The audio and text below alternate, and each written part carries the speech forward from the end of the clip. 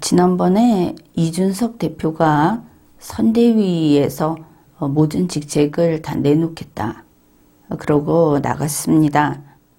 그때 리마연에서 방송을 했습니다.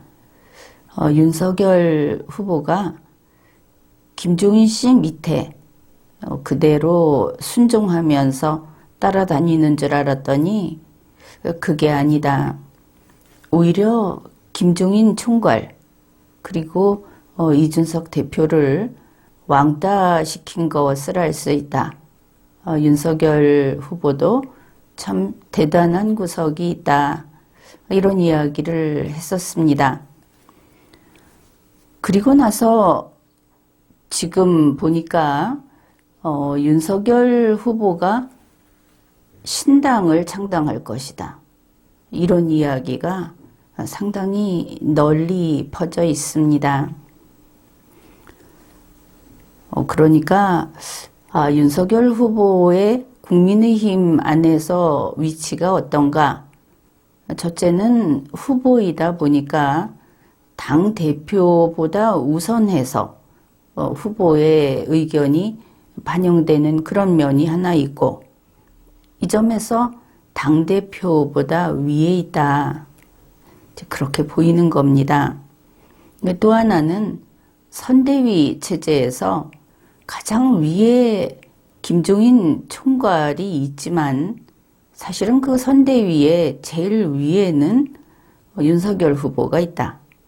그래서 실질적으로는 김종인 위원장 위에 있다. 이렇게 해서 윤석열 후보가 공히 결과적으로 당에서도 또 선대위에서도 제1순위의 자리를 차지하고 있다. 이제 이런 것을 알 수 있었습니다. 이준석 대표가 상임선대위원장 자리야 뭐 그렇다 치는데 홍보본부장 자리도 내놓고 나갔다. 여기에 대해서 실은 홍보본부장 자리를 내놔라 하고 먼저 그 반대편에서 다퉜었죠. 왜냐하면 그 자리가 큰 돈을 만질 수 있는 짭짤한 자리다. 이렇게 이제 이야기가 나오곤 했던 그것과 관계가 있습니다. 그런데 어떻게 됐습니까? 결과적으로 이준석 대표가 12월 21일 이 선대위에 모든 직책을 내놓고 전격 사퇴를 했습니다. 엄청난 배수진을 친 거죠. 이런 배수진도 치는구나. 다들 그랬습니다. 이런 와중에 유튜브 가로세로 연구소라는 곳에서 이준석 탄핵 서명 활동을 계속하고 있었습니다. 이준석 탄핵 이야기가 나온 지는 좀 더 오래됐습니다. 이 탄핵 서명이라는 것을 바라보면서 거기에 기대하는 바가 이것을 지금 주축이 돼서 이끌고 있는 가로세로 연구소 그쪽하고 거기에 참가하는 국민의힘 책임당원들하고 좀 달라 보였다. 이제 그 부분이 또 중요합니다. 국민의힘에서 이준석 대표를 탄핵하고 싶어 하는 이 책임당원들이 바라는 것은 이제 12월 10일부터 이 당원 소환이 가능하다. 그렇기 때문에 그때로부터 최대한 빠른 시일 내에 당원 소환을 하자. 그러니까 탄핵하자. 이런 입장입니다. 그런데 이 서명 활동을 하는 유튜브의 강용석 씨는 이야기를 좀 다르게 했습니다. 물론 지금 서명 받은 숫자가 턱없이 부족하기도 하지만 애초에 목표가 다른 것 같다 하는 게 이 부분입니다. 지금 당장 탄핵을 한다기보다 이렇게 꾸준히 계속 서명을 늘려가서 내년 3월 대선 직후에 탄핵을 시킬 수 있도록 하자. 그러면은 급하지 않은 것처럼 보이죠. 당원들은 일단 이준석 대표가 억울하다 혹은 뭐 그 사람이 괜찮다 하는 이런 논란과는 별개로 탄핵시키자 하는 입장에서는 하루라도 빨리 이쪽이지 시간을 질질 끌다가 대선이 끝난 후에 탄핵시키자. 이것은 여기에 참가한 사람들의 뜻과는 완전히 다른 것입니다. 여기에서 강용석 씨가 하는 이야기, 이게 왜 그럴까? 그걸 좀 찾아보면 그게 윤석열 신당 창당론하고 맥이 이어져 있습니다. 지금 나와 있는 윤석열 신당 창당론은 3월 9일 대선을 치르고 그 대선에서 승리를 하게 되면 윤석열이 신당을 창당한다. 그뿐 아니라 이제 국민의힘과는 달라지는 것이죠. 신당을 창당하면 그 다음에 정계 개편을 한다. 데려갈 사람 데려가고 버릴 사람 버린다. 이게 지금 신당 창당론입니다. 그러니까 강용석 씨가 3월 9일 이후에 이준석 대표를 탄핵하자 하는 거하고 시기적으로 좀 일치되는 면이 있다. 그렇습니다. 그리고 바로 이 윤석열 신당 창당론이라는 것이 지난번에 이준석 대표가 엄청난 배수진을 치면서 선대위 직책을 다 놔두고 전격 사퇴를 한 것과 연결이 되어 있다는 것이죠. 다름 아닌 윤석열 후보가 신당을 창당하게 되면 그때 이준석이 팽당한다. 이준석은 잘라낸다. 이게 신당 창당론 속에 들어 있습니다. 그러니까 강용석 씨가 한 말은 바로 이 구도와 맞아 떨어지는 것을 알 수 있죠. 또 이준석이 3월 9일 그 무렵에 팽당한다. 바로 그것이 이준석 대표와 소위 윤석열 윤핵관이라는 그룹하고 이 갈등을 일으킨 주된 이유다. 이런 보도도 나와 있습니다.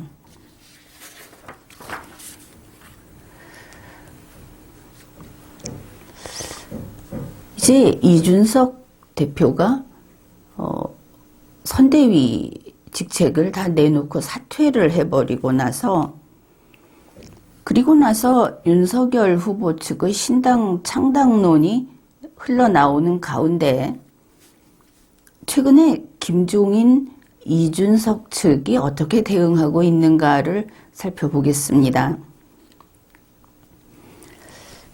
먼저 이쪽에서는 윤석열 후보 교체설이 나왔습니다. 서로 필사적이다 하는 것을 알 수 있죠. 이준석 측에서 흘러나온 이야기는 이것입니다. 윤석열 후보는 국민의힘 당원으로서 국민의힘 대선 후보가 됐는데 그러면서 정당을 새로 만들겠다고 한다. 그러면 이것은 해당 행위다. 아무리 대선 후보라 하더라도 해당 행위를 했을 때는 징계를 할 수 있죠. 그래서 윤석열을 징계하겠다. 이 경우 징계를 하게 되면 후보 자격을 상실하게 됩니다.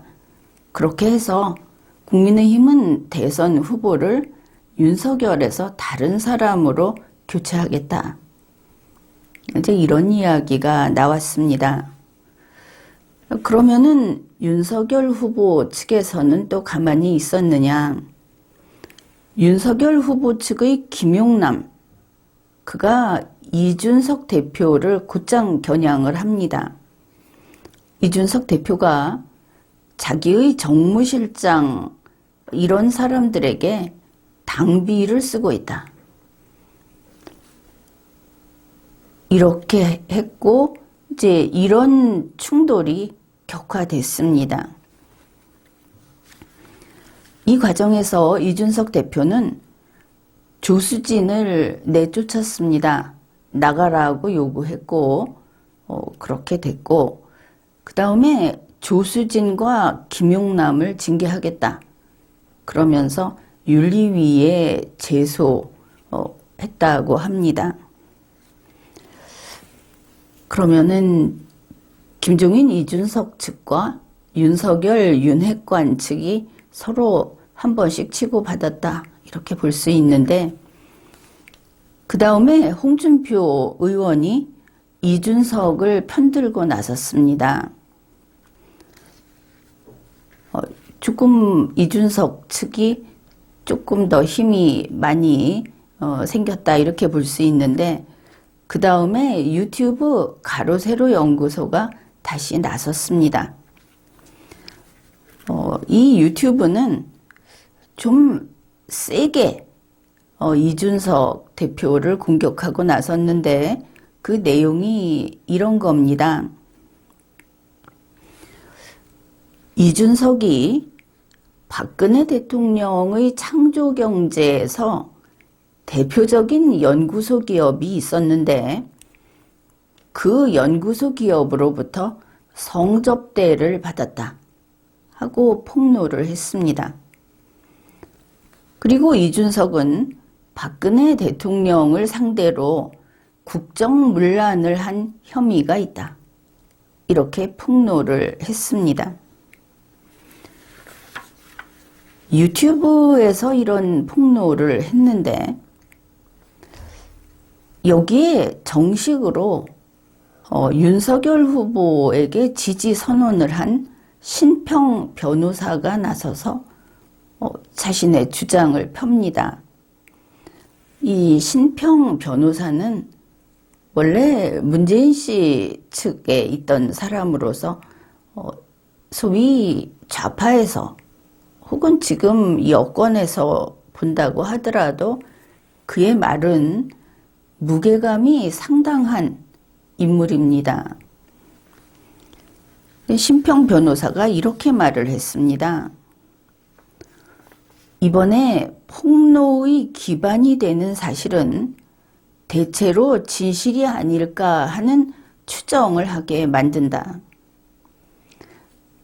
이준석 대표의 성접대 그리고 박근혜 대통령을 상대로 한 국정문란 혐의라고 하는 것이 진실이라고 나는 생각한다고 이야기를 한 겁니다. 혐의 사실을 일단 인정한다. 이거는 중대한 부분이죠.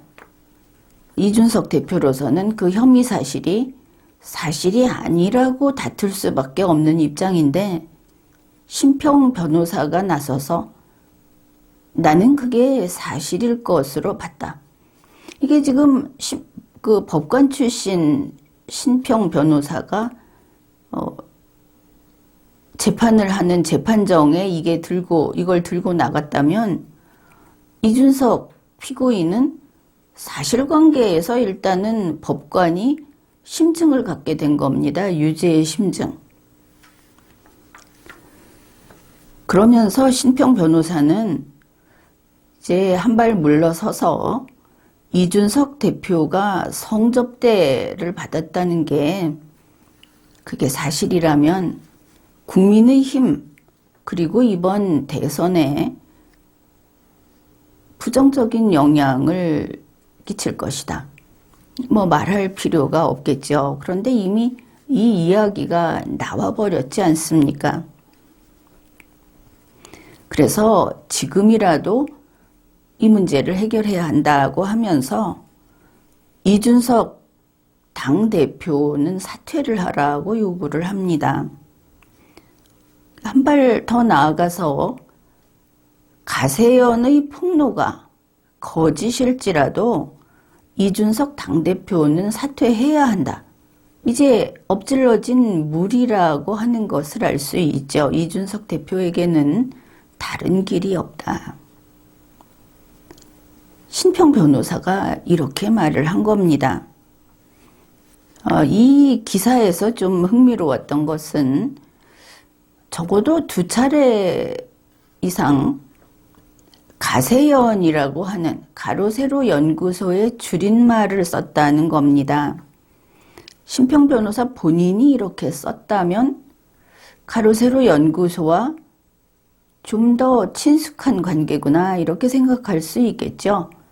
단지 기자가 그렇게 썼다면은 별 문제는 아니겠습니다. 이렇게 신평 변호사가 대표직에서 물러나라 이렇게 했는데 이준석 대표는 해보겠다고 했습니다. 물러나는 거 대신에 강남경찰서의 강용석, 김세의 씨를 고소했습니다. 고소한 그 혐의는 정보통신망법 위반인데 허위사실에 의한 명예훼손이다 이렇게 돼 있습니다. 그러면은 신평 변호사가 사실로 보인다고 했던 그 부분에 대해서 사실이 아니다 하고 다투겠다는 것을 알 수 있죠. 이때 신평 변호사는 바로 이렇게 되는 상황을 예측을 하고 이야기를 했습니다. 이와 같은 일이 생기면 어떻게 될 것인가? 그의 말이 이렇습니다. 이준석 대표가 가세연 관계자들을 명예훼손으로 고소하면 가세연은 이준석 대표를 무고라고 또 고소를 할 것이다.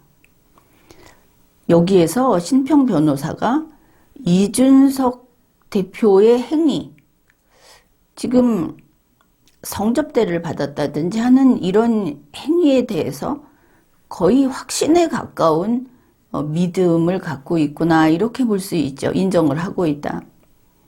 왜냐하면 가세연에서는 무고로 고소를 할 것이다.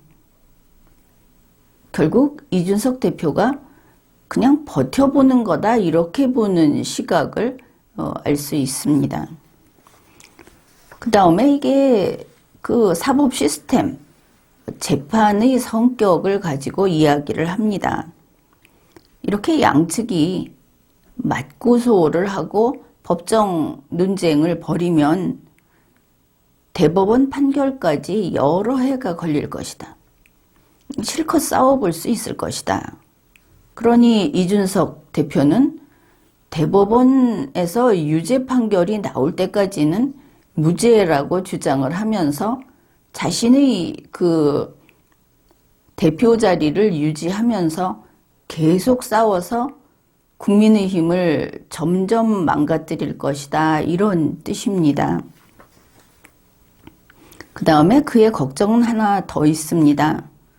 이제 2달 남짓 기간밖에 없는 대선에서 이렇게 자기 혼자 살겠다고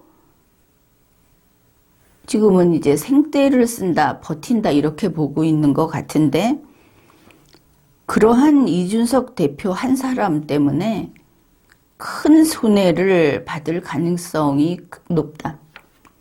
윤석열 후보가 대선에서 불리해질 것이다. 이런 이야기를 했습니다.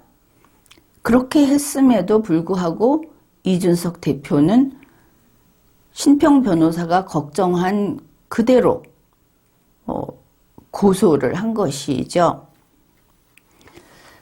물론 신평 변호사의 믿음을 우리가 따라갈 필요는 없습니다.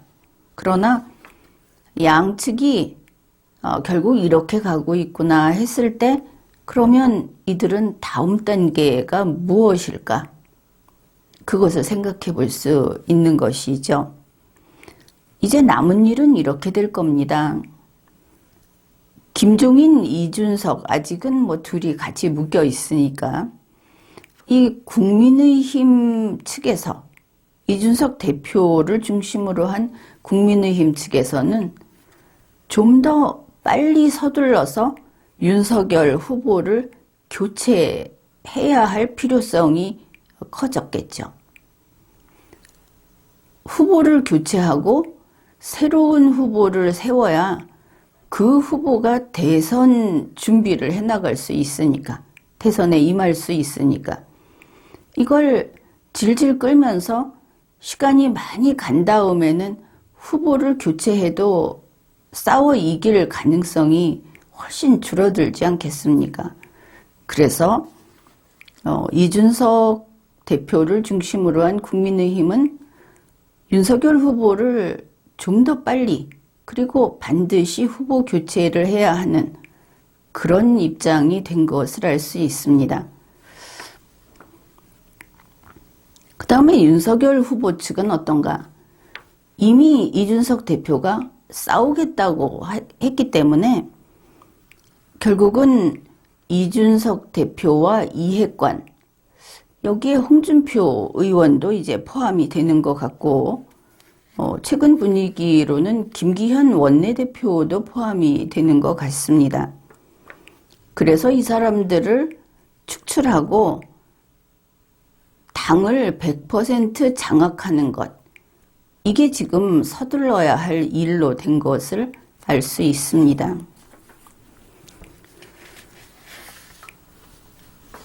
그런가 하면 국민의힘 김종인, 이준석 측에서는 이런 사태에서 전면전에 돌입한 것을 알 수 있습니다.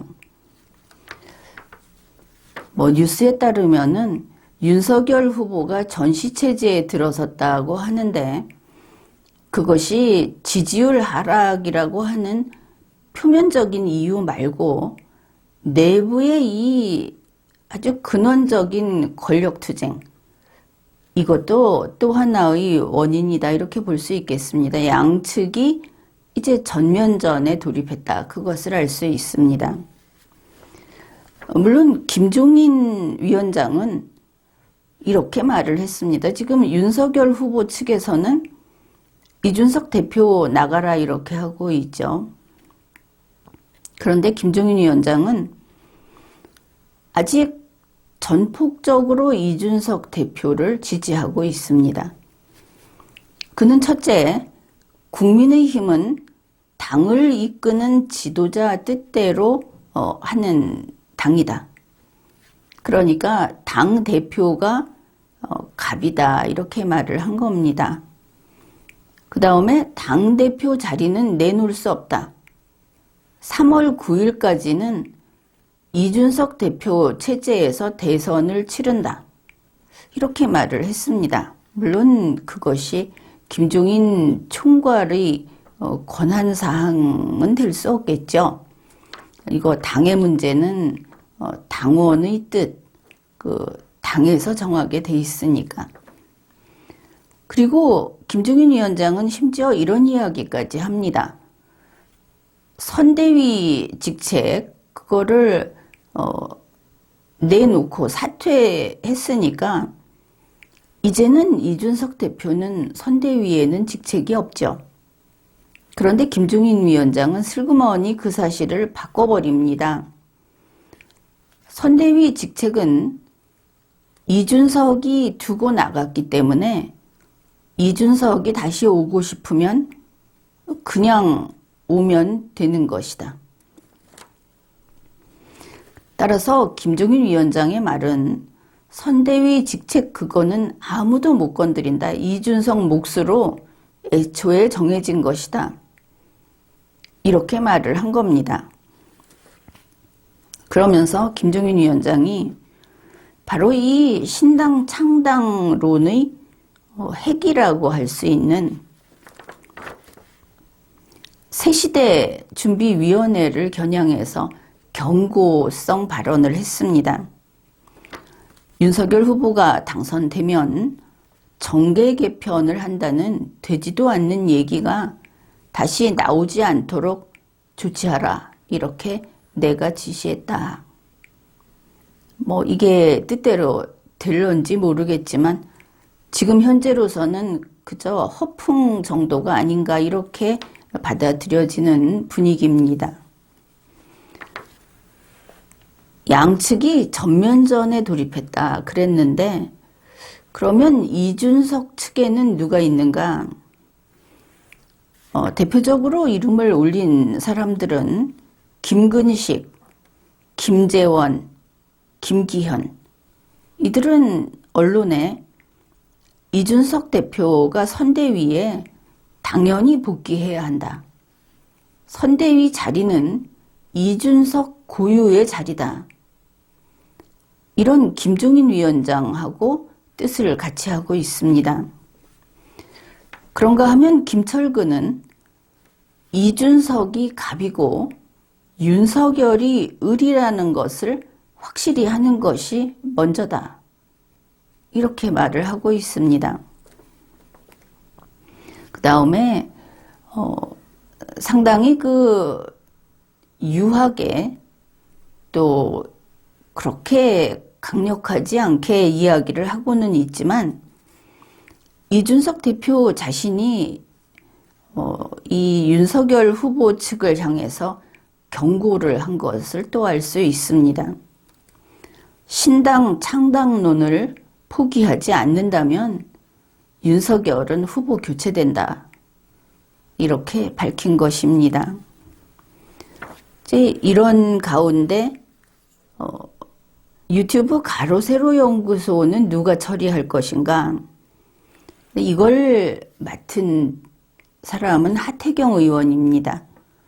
하태경 의원은 가로세로 연구소는 민주당 프락치다. 이렇게 정면 공격을 했습니다. 그의 말이 이렇습니다. 가세현의 경우 검찰 수사 자료가 어떻게 통으로 빠져나오는지 의문이 있다. 배후에 공작 정치가 있는 것 아닌가? 민주당이 배후에 있는 것 아닌가 하는 의심이 든다. 이렇게 보면 하태경 의원은 가로세로 연구소가 민주당 프락치다 이렇게 말한 것을 알 수 있죠. 그런데 그 말의 속뜻을 좀 살펴본다면 이야기가 조금 달라집니다. 조국 씨가 페이스북에 쓴 내용하고도 연결을 지어서 보면 이해하는 데 도움이 될 겁니다. 그러니까 현재 국민의힘 내부에서도 가로세로 연구소에 넘어간 이 검찰 수사 자료가 윤석열 후보가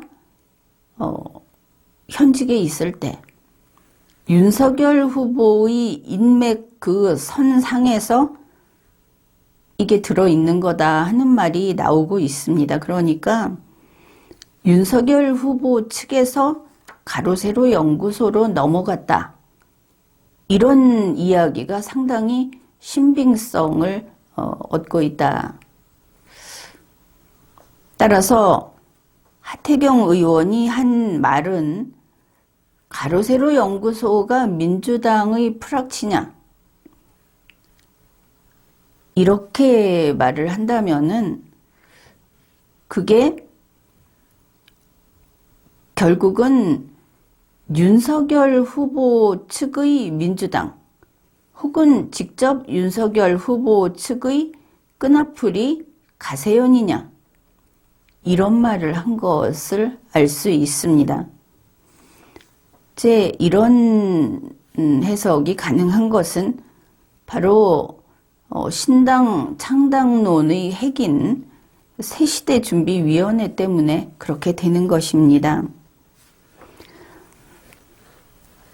언론에서는 국민의힘에서 마치 화해 제스처를 쓰는 것처럼 보이고 그와 동시에 이준석 구하기에 좀 더 적극적으로 나선 것을 알 수 있습니다.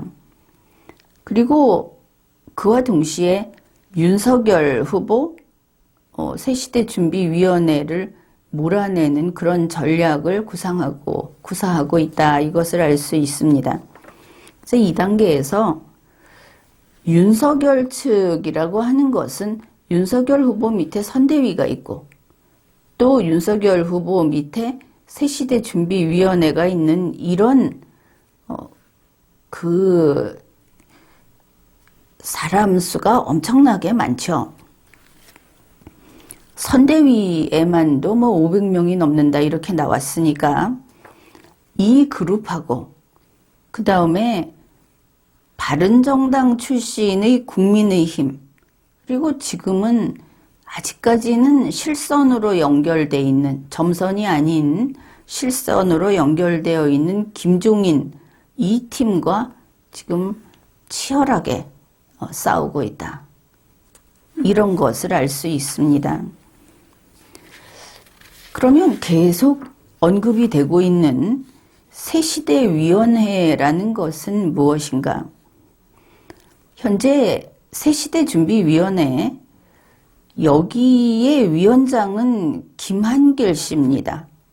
김한길 씨는 윤석열 후보의 멘토라고 하고 우리는 윤석열 후보의 멘토가 김종인 씨인가 윤여준 씨인가 봄만 해도 그런 추측을 했었는데 김한길 씨라고 합니다. 대선 출마 결정도 김한길 씨와 함께 했다. 이렇게 알려져 있습니다.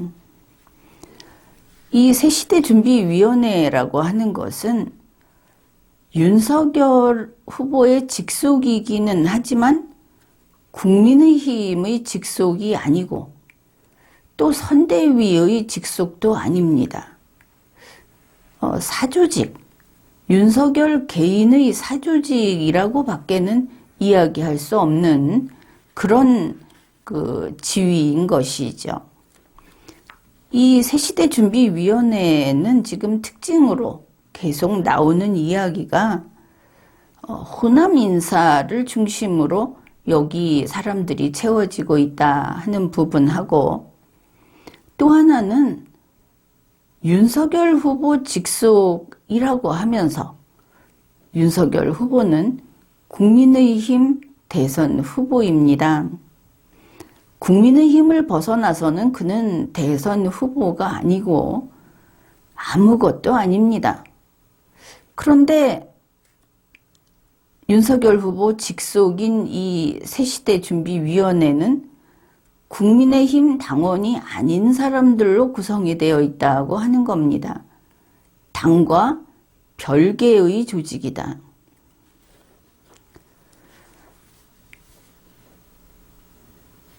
그런데 윤석열을 지지하는 그룹들, 거기에서조차 이 김한길 위원장이 이끄는 이 위원회를 선거 조직이라기보다는 정당 조직으로 인식하는 것을 알 수 있습니다. 이와 관련해서 이미 12월 중순경 그 무렵부터 대선이 끝나면 윤석열이 당을 창당해서 지방선거를 치른다 하는 이야기가 파다했습니다. 최소한 3월 9일 직후에는 신당 창당을 한다. 이런 내용인 것이죠. 윤석열 후보가 게다가 선대위도 아니고 국민의힘도 아니고 새시대 준비위를 중심으로 활동을 하고 있다는 것 또한 알려졌습니다. 현재 나오는 이야기를 정리하면 이렇게 됩니다. 국민의힘은 바른정당계하고 적통보수 찌꺼기, 찐보수 이렇게 나눌 수 있다. 물론 후자는 덩치가 아주 작죠. 당원들의 이야기는 아닙니다. 지도부가 이렇게 된다. 그러면 윤석열 후보의 신당 창당론에 따르면 바른정당계를 통째로 끊어내서 지금 뭐 주도하고 있는 그 세력인데 두목급들을 날려버리고 통째로 새시대가 흡수한다. 그 다음에 국민의힘에는 적통보수 찌꺼기만 남게 된다. 거기는 미련이 없다. 이런 이야기가 나와 있습니다. 아직 형체도 보이지 않는 그런 이야기인데 너무나 여름날 뭉게구름처럼 거대하게 확실하게 이렇게 돌아다니고 있는 것이죠. 그렇다면 윤석열의 새로 만든다고 하는 이 윤석열 당, 혹은 새시대 당, 이거는 성격이 어떻게 될 것인가? 그거는 아무래도 윤석열이 어떤 정치인인가, 그것을 정리함으로써 확인할 수 있을 겁니다. 정치인 윤석열은 김한길과 떼어서 생각할 수 없게 돼버렸습니다. 지난 일을 다 소급해서 윤석열 옆에는 김한길이 있었다.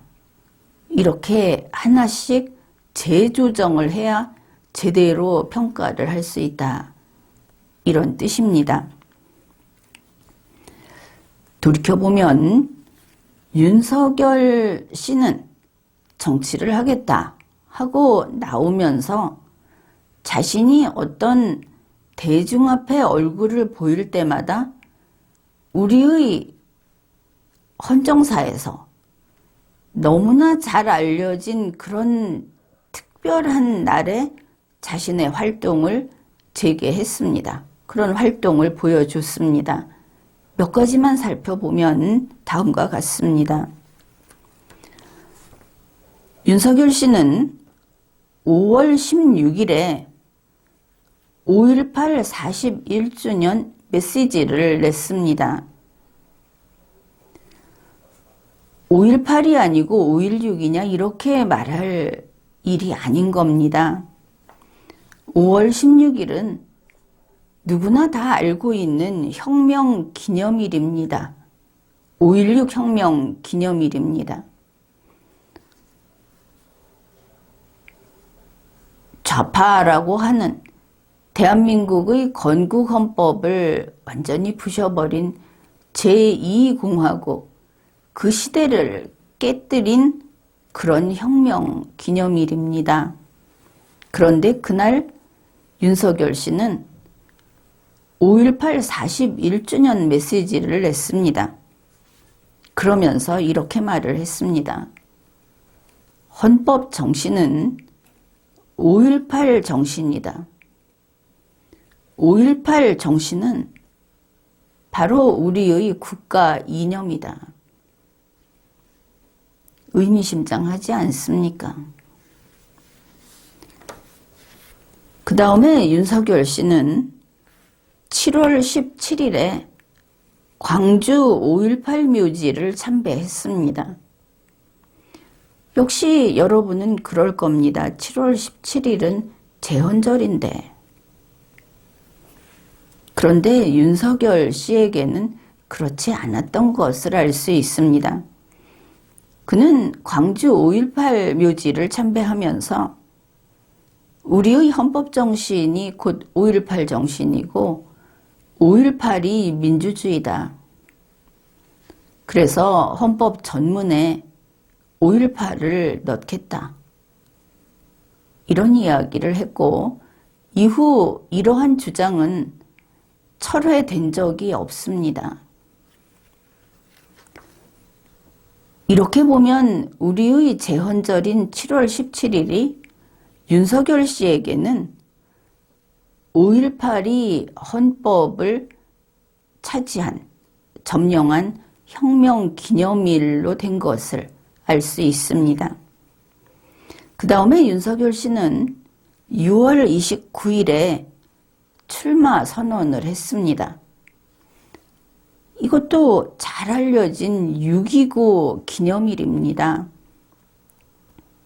이때는 노태우 대통령이 민주화 시대를 연 그런 의미에서 또 다른 혁명 기념일이다, 이렇게 말을 할 수 있을 겁니다. 지금의 민주화 시대는 5.18을 생일로 삼고 있다. 이거를 잊어서는 안 되겠죠. 이런 날짜, 우리 헌정사상 다른 의미를 가지고 있던 날짜를 다 뒤엎어버리는 윤석열 씨의 행보는 이번에 또 나타났습니다. 바로 12.12, 12월 12일에 윤석열, 김한길이 새시대위원회의 현판 제막식을 했습니다. 12.12는 김재규, 정승화를 진압한 역쿠데타, 이것이 헌정사에 기록되어 있는 사실입니다. 현재 알려져 있기는 군사혁명일이라고 할 수 있겠죠. 이것을 긍정적으로 보든 그렇지 않든. 그러면 12.12에 윤석열이 새시대위원회 현판 제막식을 한 것은 어떤 의미가 있는가? 이 윤석열이라는 인물은 본인이 자기를 밖에 홍보할 때 출발부터 바로 이 시점까지 끊임없이 한 가지 동일한 사실이 있는데 그게 바로 5.18입니다. 왜 그렇게까지 5.18을 붙잡고 있는지는 아직은 명백하게 밝혀지지는 않았습니다. 여러분도 기억하고 있을 겁니다. 윤석열 씨는 자기가 대학생일 때부터 5.18의 수괴인 전두환에게 사형을 선고하는 그런 일을 했다. 그렇게 시작을 한 윤석열 씨입니다. 이 12.12라는 것이 그러면 5.18과 관련해서는 어떤 의미가 있느냐. 현재 전두환 전 대통령과 관련한 전두환 피고인 그 대법원 판결은 거기에서 5.18은 12.12에서 다음해 5월 18일까지로 하나의 사건으로 묶여 있습니다. 그렇게 판결을 한 겁니다. 나는 내가 쓴 리걸마인드 도서에서 그 연결이 잘못됐다는 논증을 한 바가 있습니다. 어떻든 아직 이러한 주장은 받아들여지지 않았고 우리나라에서 대법원의 판결, 아직 그대로 있는 유효한 판결은 5.18의 시작한 날이 12.12다 하는 것입니다. 하필 그날 새시대위원회의 현판 제막식을 했다. 그러면 윤석열 후보가 대선에서 승리하게 되면 이제 진짜 5.18의 시작부터 끝까지 적폐청산을 할 거다. 12.12 적폐청산부터 시작할 거다. 이런 예측을 할 수 있겠습니다. 그런데 이날 윤석열 후보가 지금 문제가 되고 있는 신당 창당론, 여기에 대한 언급을 했습니다. 그는 이렇게 말을 했습니다. 지금 윤석열의 선대위, 이것은 국민의힘과 다르게 보수가 아니고 진보가 아니고 실용주의 선대위다. 이걸 그냥 실용주의구나, 아 그렇구나 하고 넘어가면 안 됩니다. 분명하게 그 내용을 읽어내야 하는 것이죠. 윤석열 후보는 이렇게 말을 했습니다. 국민의힘도 실용주의 정당으로 확 바꿔야 한다. 확 바꾸겠다고 했습니다. 새시대준비위원회가 프론티어로서 최일선에 서서 국민의힘을 확 바꿀 것이다. 일단 국민의힘을 적폐청산하는 곳은 새시대준비위원회다. 그렇게 봐도 틀리지는 않을 것 같습니다. 그 다음에 정계 개편을 하겠다고 분명히 밝혔습니다. 정계 개편을 어떻게 하는가? 현실이 먼저 바뀌면 떠밀려서 바뀌게 되는 노동 유연성처럼 그렇게 간다고 했습니다. 정계 개편 한다는 겁니다. 이러한 12.12에 윤석열 후보가 밝힌 내용은 어떤 의미인가? 새시대준비위원회를 가지고 대선에 이기면, 그러면 호남이 종주권을 갖는 그런 정권을 세운 것이 되고, 그때에 이르면 민주당도 우리가 개편하겠다. 그보다 앞서서 국민의힘 먼저 갈아치우겠다. 이런 이야기를 한 겁니다. 대단히 무서운 꿈이다. 이렇게 보입니다. 새시대준비위원회는 중도가 아닙니다. 좌파, 그리고 극좌파를 영입하고 있는 중이고, 앞에서도 이야기했듯이 호남 인물을 중심으로 하고 있습니다. 지금 나와 있는 것을 보면 조배숙 4선 의원을 영입한다는 뉴스가 나와 있습니다. 그러면 윤석열 후보가 만든다는 이 새로운 당, 신당, 그거는 구도가 어떻게 될 것인가?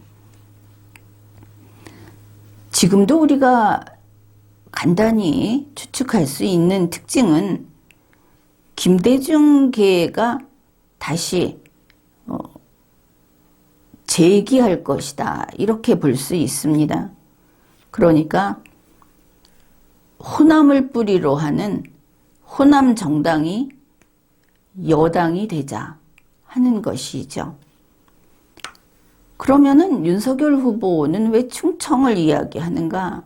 여기에 또 수도권을 포함해서 바로 이 부분에서 호남과 충청, 수도권을 아우르는 백제 재건이라고 하는 그런 그림을 그리고 있습니다. 이 윤석열 후보가 새로 만든다고 하는 그 당은 그러면 어떤 방법으로, 어떤 식으로 이게 가능할까 생각을 해보면, 과거 노무현 대통령 당시에 민주당을 버리고 열린우리당을 창당한 적이 있습니다. 그때는 바로 여당을 재료로 다시 자기가 원하는 여당을 만든 그런 경우라고 하겠습니다. 이번에는 김한길이 앞에 나서기는 했는데 국민의힘을 버리고 새시대당 혹은 윤석열당을 창당한다. 이것을 알 수 있죠. 이번에는 어떤가 하면은 야당을 재료로 여당을 만들겠다는 겁니다. 대선 승리라는 게 붙어 있으니까. 그러면 그 여당은 어떤 여당인가? 윤석열 후보가 대선에서 승리를 하면은 여당이 되겠죠. 그런데 바로 이 부분에서 윤석열 후보가 대통령이 되기를 바라는 보수, 또 TK, PK, 여기에서 지금 돈 주고 선거운동 해주고 지지하고 이 사람을 당선시키려고 노력을 하고 있습니다. 그런데 이거 뭐 하는 짓인가? 이제 내가 지금 어디 서 있는가 지도도 좀 들여다보고 내가 지금 무슨 짓을 하고 있는가 그것도 살펴야 할 겁니다. 윤석열 후보를 당선시켜서 여당을 만드는 것은 호남이 종주권을 갖는 김대중의 후예들이 후신이 다시 정권을 잡고 그리고 좌파 정권을 만드는 그런 여당이다. 이거만큼은 알고 밀어야 하지 않겠느냐. 그래도 좋다고 미는 거 그건 괜찮다. 그런 이야기입니다.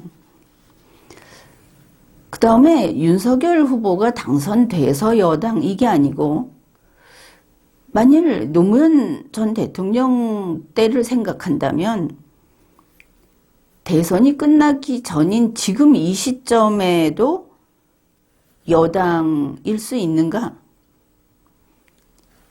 그거는 이런 의미에서 여당일 수 있을 겁니다. 이 신당이라는 것이 좌파라는 점에서 문재인 민주당을 계승하는 게 될 수 있다. 똑같은 좌파다. 그런 의미에서 여당이다. 이렇게 말할 수 있을 겁니다. 어떻든 윤석열 후보가 이번에 정계 개편을 이야기하고 그리고 새시대 준비위원회에서 국민의힘을 바꿔야 한다. 이런 이야기를 하면서 그가 한 말들을 정리해 봅시다. 그는 보수는 안 된다 이랬습니다. 보수 아니다. 그래서 실용주의다. 자, 보수 아닌 것과 실용주의는 답이 아닙니다. 어떤 국민이 납득하겠습니까? 그냥 보수는 안 된다는 뜻이죠. 그 다음에 이 사람이 진보가 아니다, 실용주의다 이랬는데 그게 무슨 뜻인가 하면 진보가 아니라는 것은 이재명은 안 된다는 뜻입니다. 좌파는 된다는 것이죠. 왜냐? 실증적으로 보여주고 있지 않습니까? 현재 새시대준비위원회에서 호남 인사를 중심으로 하고 좌파 진영에서 공격적으로 인재 영입을 하고 있는 겁니다. 누가 들어오느냐? 좌파, 중도좌파, 합리적 좌파, 극좌파. 그러니 좌파 안 되는 것이 아닌 겁니다. 보수는 안 되는 겁니다.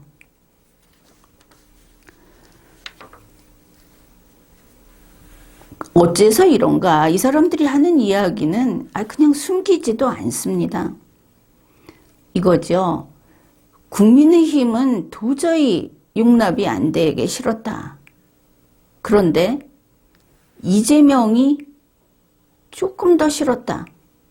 이런 날이 올 줄 몰랐다. 그래서 당연히 민주당 가야 하는데 민주당 가고 싶었는데 못 갔다. 이들은 민주당이 싫은 게 아닙니다. 이재명이 싫은 겁니다. 이거 누가 한 이야기냐? 윤석열 후보 자신이 이야기했습니다. 신문에 크게 보도가 됐죠. 윤석열 후보가 민주당 못 가서 부득이 국민의힘을 선택했다. 이거를 어떤 살을 붙여서 다르게 설명을 한다고 해서 거기에 속아 넘어가면 그냥 내 목숨 바치겠다는 바보들의 태도에 불과한 겁니다. 앞에 설명했죠.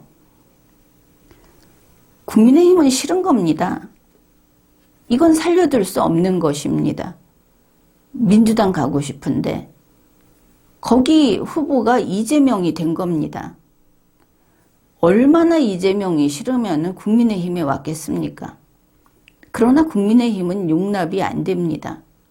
이거 때려 부셔서 다시 적어도 참을 수 있는 당을 만들어야 합니다. 이 마음을 왜 이해 못하는 겁니까? 김병준 위원장도 이랬습니다. 나는 민주당 후보가 이재명이 아니었으면 하다못해 이낙연이 후보이기만 했어도 이번에 국민의힘에 안 왔다. 이 사람들 싸그리 좌파입니다. 국민의힘을 용납 못하는. 우리가 보기에 지금의 국민의힘은 제대로 된 보수도 아닙니다. 이미 좌파로 한참 넘어갔는데 그것도 이렇게 용납을 못하는 사람들이 윤석열, 김병준이다. 다른 사람들도 이 정도 이야기는 거리낌 없이 하고 있습니다. 지금까지 보면은 제법 그래도 경력이 좀 있는 좌파들은 국민의힘에 들어왔습니다. 바로 이와 같은 소리를 하면서 국민의힘이 워낙 시원찮은 초짜들로만 만들어져 있으니까 더구나 이준석이 대표니까 그래서 직접 들어왔습니다. 그러면 새시대 준비위원회는 뭐냐? 여기는 노련한 자들이 들어가 있습니다. 그들은 이런 상황에서도 국민의힘은 안 되겠다. 국민의힘에는 갈 수 없다. 그래, 거기는 국민의힘 당원이 아닌 사람들로 채워져 있다고 하죠. 그들이 새시대 준비위원회에 모인 겁니다. 이 새시대 준비위원회는 윤석열의 사조직입니다. 국민의힘에 종속돼 있지도 않고 선대위에 있지도 않고 그럼에도 불구하고 국민의힘에 돈을 갖다가 씁니다. 이건 또 무슨 경우입니까? 결국 새시대 준비위원회는 국민의힘을 숙주로 삼아서 좌파 대연합을 꾸리려고 하고 있는 것을 알 수 있습니다. 이거를 진보 대연합 이러면 좀 더 멋지게 들릴지도 모르겠습니다. 올해 내내 보수가 보수 대연합, 빅텐트 했던 것들은 지금 좌파 대연합으로 가고 있는 것을 알 수 있습니다. 그렇게 좌파 대연합을 해서 대선에 승리하게 되면 그러면 좌파 정권을 창출하는 것이죠. 이재명이 아니어도 윤석열을 가지고도. 그리고 윤석열이 만드는 그 새시대 당 여기에서 지금 하겠다고 밝힌 게 바로 문재인 씨처럼 지방선거에 압승을 하고 또 그 다음에 총선에서 압승을 하겠다. 이런 청사진이 벌써 보입니다. 만일 이대로 착착된다면은 좌파 정권의 거대 정당이 탄생할 것이고 이 정도 되면 제1당과 제2당의 격차가 너무 커서 사실상 일당 체제가 될 것이다. 그렇게 되겠죠.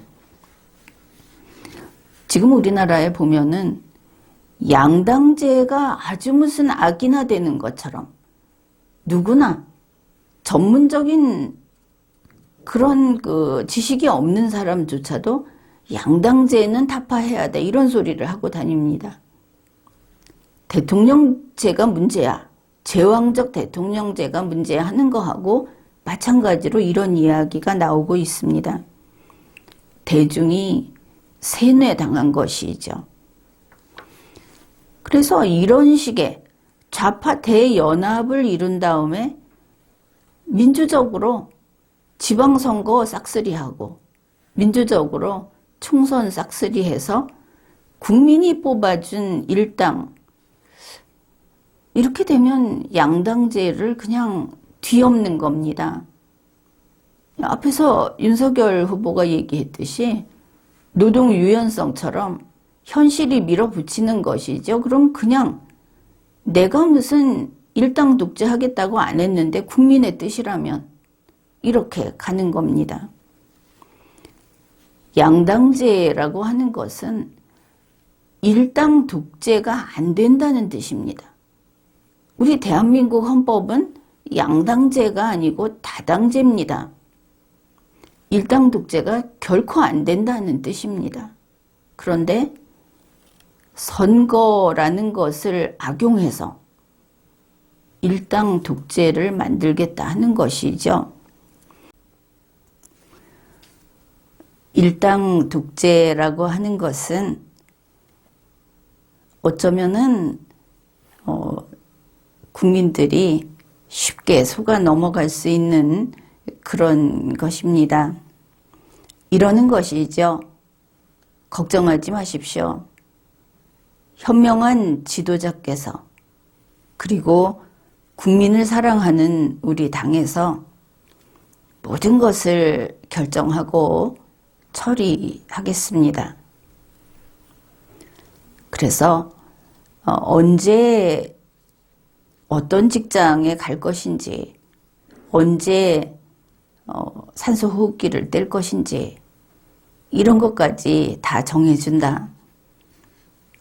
그것은 우리가 눈으로 보고 확인하면 되겠죠. 이러한 일당 독재가 과거 공산주의 일당 독재하고 다른 점은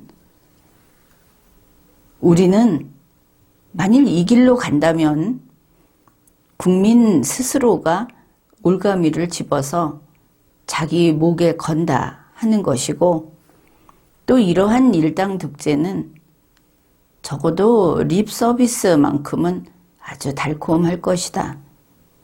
그것을 알 수 있습니다. 이렇게 보았을 때 윤석열 후보의 신당 창당론, 그리고 새시대로 간다 하는 새시대준비위원회의 좌파 대연합, 이렇게 창출하는 새 정권, 그거는 어떨까? 대한민국의 판도가 어떻게 될까? 그것은 아주 간단합니다. 우리 한반도 지도를 봅시다.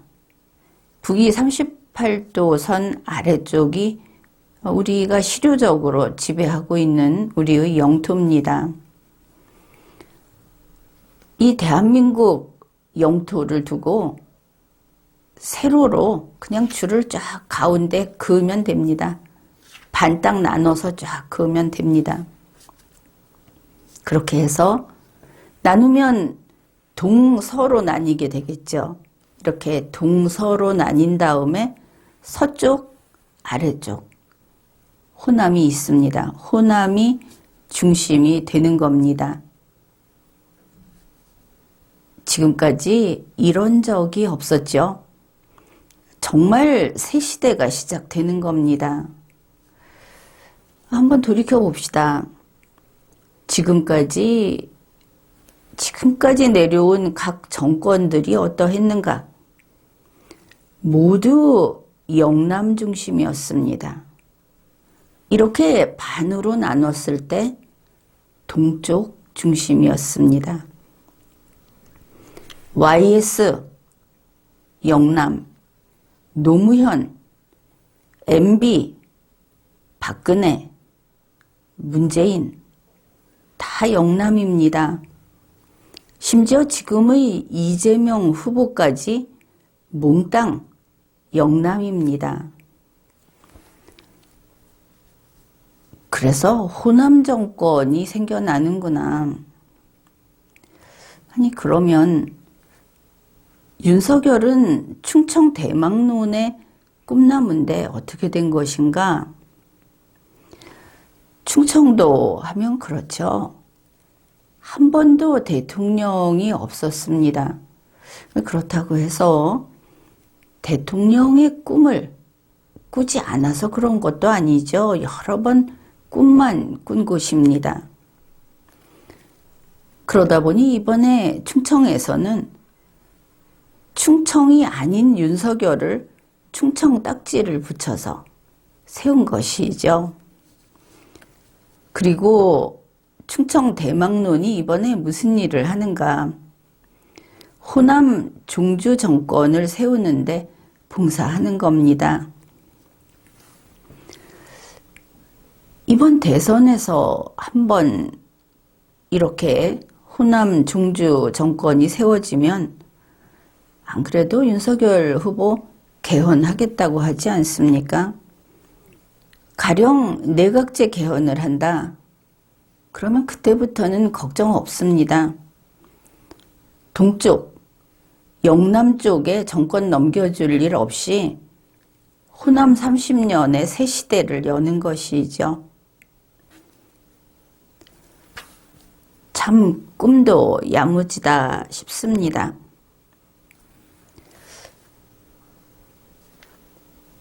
이게 김한길의 소설인가? 그런데 또 이걸 가볍게 볼 수는 없는 것이 국민의힘이 한없이 무력해 보이기 때문입니다.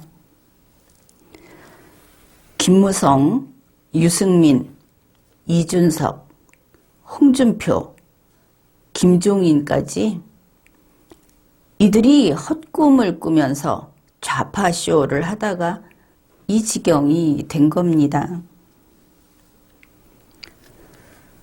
현재 보면은 소위 5.18 망언그룹, 그러니까 신50 측이다 이렇게 말을 할 수 있는 그런 쪽의 보수다. 5.18은 민주화운동으로서 대한민국의 헌법정신이 아니다. 그들의 주장에 반대한다고 하는 그 보수들, 그들이 지금 윤석열 후보를 지지하고 있습니다. 새시대 준비위원회 측을 지지하고 있는 것이죠. 지지뿐 아니라 지원까지 하고 있는 것으로 보입니다. 그런데 윤석열 씨가 5.18을 들고 나온 것을 가볍게 여기면은 안 될 겁니다. 그는 대학생 때 전두환 사형 선고를 하는 사람이다. 여기에서 시작해서 헌법에 반드시 5.18을 넣는다까지 변함없이 내세우고 있는 인물입니다.